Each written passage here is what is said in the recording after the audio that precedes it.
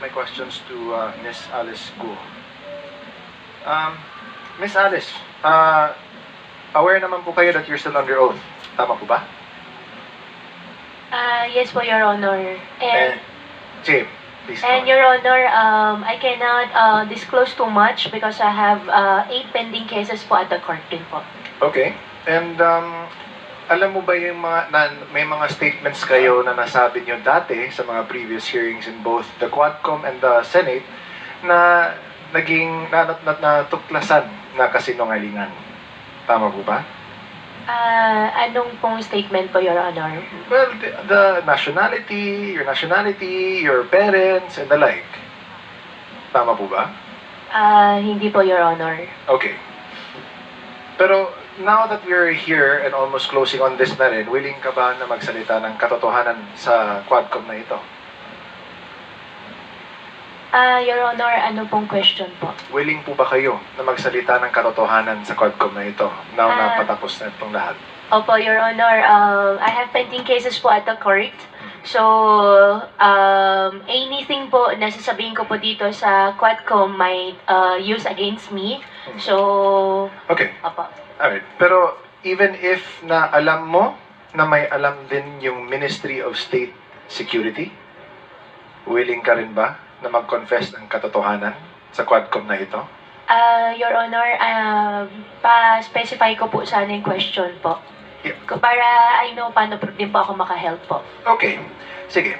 I'd like to direct your attention po sa ating screen. Can we please flash?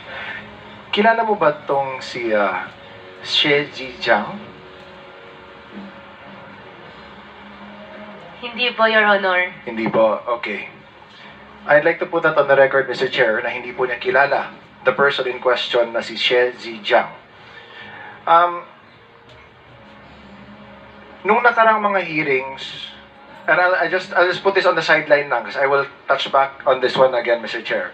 Nung nakarang mga hearings, sinabi niyo po sa Senado and dito sa Congress na ikaw ay Pilipino. Tama po ba?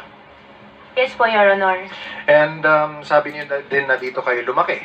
Tama po ba? Yes po, Your Honor. Dito kayo ipinanganak. Tama po ba? Yes po, Your Honor. I have my Filipino birth certificate po. And dito din kayo, Pilipino din yung mga magulang ninyo po. Ang alam ko po, ang nanay ko po ay Filipina po. Okay, and yung tatay mo? Tatay ko po ay Chinese. Okay. Now, let's circle back a few years before, more recently, yung sa pagtakbo ninyo bilang mayor po. Ano ulit yung naging rason ninyo kung bakit kayo gustong or bakit kayo nagdesisyon na tumakbo bilang mayor ng Bamban? Your Honor, unang-una po, Short answer lang, Miss. yes po, tatlo po kasi yung yung sagot ko po dyan. Isa po sa tatlo ay childhood dream ko po. Pangalawa po, sa Bamban po ko lumaki, gusto ko somehow makapag-share din po ng kung ano pong meron ako. Gusto ko rin po natulungan yung mga kababayan ko po. Pangatlo po, tinulungan din po ako ng former mayor din po namin sa town para sa kampanya din po. Okay. And saan kayo kumuha ng pondo para tumakbo bilang mayor? Your Honor, 37,000 po ang aming voters. Hindi po ganun kalaki. So, saan lang kayo kumuha ng pondo? Kasi kailangan ng pondo, di ba? Para magkampanya. So, saan kayo kumuha ng pondo? Your Honor, kumuha po ako ng pondo sa negosyo ko po. Okay. And itong negosyo is? Your Honor, lahat po ng negosyo ko po, sinampahan po nila ng AMLAC. So, I invoke my right against self-incrimination po pagdating po sa business po. Okay. Can we show the next slide? Gusto ko lang pakita. So, confirm niyo po, Miss Alice, na kayo po ito sa likod po ng Ford F-150. And yan si Cassie na nakasakay din ng Can-Am.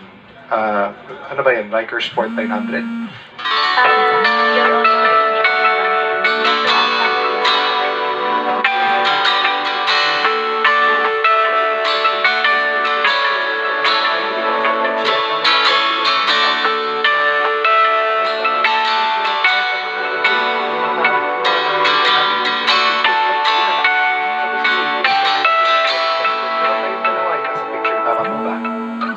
Yes po, Your Honor. Okay. So you deny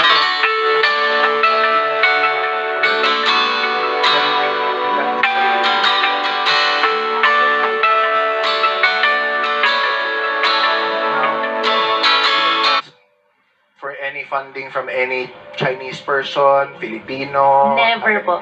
Okay, sige. Filipinos po, may mga friends po na tumulong in kind. Pero finances po, wala po. Okay, sige. Now, Mr. Chair, if you would allow me, I'd like to show a video to everyone. This is from Al Jazeera. And if I may, Mr. Chair, also request humbly that this may not be taken out of my time, as this is very revealing also in nature, if it's okay, Mr. Chair. Certainly. Thank you, Mr. Chair. Congressman Almario, the better Almario. Anyways, please, Comsec, can you please play that video?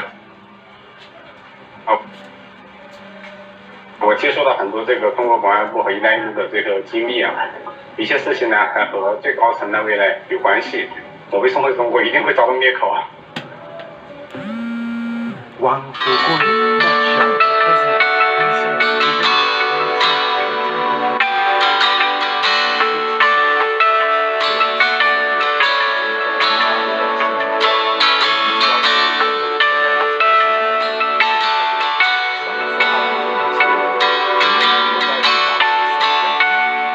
是他律师会见的时间，然后所以说躲避了这一次袭击。 Thai prison authorities did not respond to our request for comment. Wang spent 5 years in jail battling charges related to credit card fraud before being found not guilty. He says he became good friends with She when they were placed in the same cell.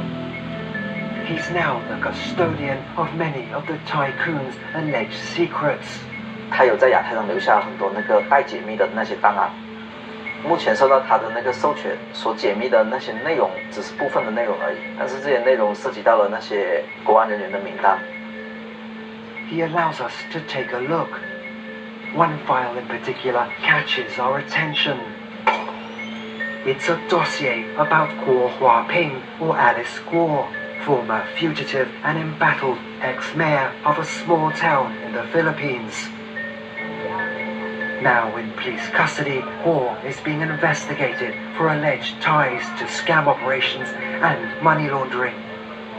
He's also accused of being a Chinese spy. 菲律宾的这个郭海平的，我用这个的手机呢跟他通过话，当时呢还要的。 She says Guo once asked him to help fund her political campaign. 那我更不想得罪这个菲律宾政府的，所以一直就或者没有给钱。 Guo has repeatedly insisted she was born in the Philippines, a prerequisite for office holders in the country. But She's dossier lists China as her place of birth. Guo had previously claimed she's the daughter of a Filipino woman. But according to this document, her mother is a Chinese citizen called Lin Wenyi. The dossier also lists a family address in China's Fujian province. This is what our researcher finds when he visits the local office of the Chinese Communist Party. At a nearby village, residents shown photographs of Guo recognize her as the daughter of Lin Wenyi, the same name that appears in She's dossier.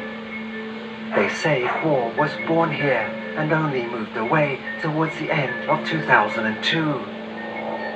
She says he has a message for the former mayor. 郭海平跟我是不可信的，我们两个人你看一下，曾经都为这个国安部卖命，你看看我的下场，要想不被灭口呢，就把真相呢就告诉全世界。China's Ministry of State Security did not respond to our request for comment. Neither did Alice Guo Huaping. So, Mr. Chair, I'd like to point out to this committee that even if we have been making our own researches, pulling up our own inquiries, this is another source from a completely different party and is unrelated to what we do. Pero nagkataon that the person named She Kailum, who She Zijiang trusted with the encrypted files, showed to Al Jazeera that there is a dossier confirming that there are Chinese spies all over, at least in this case Myanmar, but here also in the Philippines, and undoubtedly shows Go Huaping in the picture where she was born, even her mother, and the name of Lin Wenyi. Mr. Chair, again, we were told, kanina nagtanong tayo kung lumaki ba si Ma'am Alice dito sa Pilipinas, kung dito ba siya ipinanganak, kung Pilipino ba yung mga magulang niya. She first said na dito daw siya lumaki, which is false. Because paano malalaman or ma-identify ng mga tao doon mismo sa address sa Fujian na nakilala nila si Alice Go Huaping as anak ni Lin Wenyi nung pinakita nila yung picture ni Go Huaping sa kanila. Number 2, tinanong natin kung saan ba siya ipinanganak. Nakita na nga. Doon mismo, she left daw late of 2002. Sabi pa ng mga tao na in-interview ng Al Jazeera doon mismo sa Fujian. And might we take note, Mr. Chair, na sa video, nung pinuntahan nila yung address na nakalagay sa dossier, sa encrypted dossier, is a local office ng Communist Party of China. So, Mr. Chair, I think this in itself speaks volumes na, no? Again, nakakainis na time and time again dinideny ni Go Huaping lahat ng mga questions na tinatanong namin sa kanya. Okay, again, let me ask, Go Huaping, kilala mo ba si She Zijiang? Yes or no? Your Honor, yung si Jijan na sinasabi niyo po, yan po ba yung pinakita niyo po kanina sa akin sa picture? Correct. Hindi ko po siya kilala. At sana po, Your Honor, Mr. Chair, makuha ko rin po yung details. Gusto ko po magdemanda. Hindi ko po sila kilala. Hindi natin madidemanda, Miss Alice, dahil kasi he's in jail in Thailand. And the reason why he's speaking the truth now is because, as he was saying din in the video, although hindi lang pinakita dito, is that he is also being illegally detained daw, sabi niya. Kaya sa galit niya, he wants to speak also the truth out to the world, na iniipit na rin siya ng Chinese Ministry of State and Security. So, what does he have to lose? That's why nga sinabi nga niya sa inyo, Miss Go Huaping, na tell the truth. Don't fall to the same mistakes that he has done. Kasi nga, he also fears for your life. Remember, nung Senate hearing, na you mentioned na you didn't want to name names because you feared for your life. And because of that, the Senate granted you security and asylum within the PNP's compound. Ngayon, na nag-executive session na kayo, sabi ng Senate na there was nothing to go about except for one name na hindi pa din namin alam. But if we look at it, there is no doubt, kitang-kita na. Hindi na galing mismo dito sa Quadcom, pero in an international company that whose job is to search for the truth worldwide. So, Mr. Chair, I'd like to submit this video na this is confirmation that what we've been trying to unearth here, marami na din dyan na nakikita din that corroborates not from us but from other parties as well. Which also means that this Quadcom should also be the avenue for which other people should also go to us to reveal more of the truth, kasi kailangan din natin yung kompletong katotohanan. Which is why this is an open call to action, Mr. Chair, sa lahat ng mga nanonood ng Quad Committee meetings natin, na kung may alam kayo, lalo na nakakatulong ito sa pagtingin, sa pagkuha ng katotohanan, please come forward. Kasi this is national security also at stake. she's been denying na may kilala siya, na ultimo, sinasabi niya na ilang beses na siya tinawagan para humingi ng campaign funds. Kung hindi niya alam yun, or if he was saying, if it wasn't even in the same timeline, then he wouldn't have said that. Diba? Timing. Elections natin, doon din siya, tumakbo din siya, humingi siya ng tulong. It all adds up. It all lines up. So, Mr. Chair, I'd like to submit this video to the committee, and I hope na people really try this time na mas marami pa will come forward to speak truth to this matter. Thank you, Mr. Chair. Thank you, Congressman Almario. So, before we recognize the next interpolator, may tanong lang ako kay Miss Go Waping. So, hindi mo kilala yon, ano? Your Honor, unfair naman po para sa akin. Hindi ko po siya kilala at never po ako humingi ng campaign fund entirely. Never po ako humingi ng campaign fund during my campaign period. At nung video na pinakita po ni Congressman Chino po kanina, hindi ko po siya kilala. At gusto ko rin po na iparating sa lahat ng kababayan ko at buong Pilipinas na rin po. Mahal ko pang Pilipinas. Kasi nabanggit dun sa video na you're probably a spy. Hindi po ako spy. So, hindi ka spy. Totally po, hindi po ako spy. Hindi ikaw yung nasa picture. Hindi po ako spy, hindi po ako nasa picture, at hindi rin po, Your Honor, ako yung sinasabi niya. Kasi yung parang pinakita niyang dokumento, I don't know if that is a birth certificate from China, it clearly shows a picture that resembles your feature. Di ba? So, 1, 2, pangalan mo, yung Go Waping. Tapos, yung place of birth mo, nakalagay daw doon. Nakalagay, China eh, di ba? So, how will you now tell us and convince the Filipino people na ikaw ay hindi spy at ikaw ay hindi involved dito sa Pogo?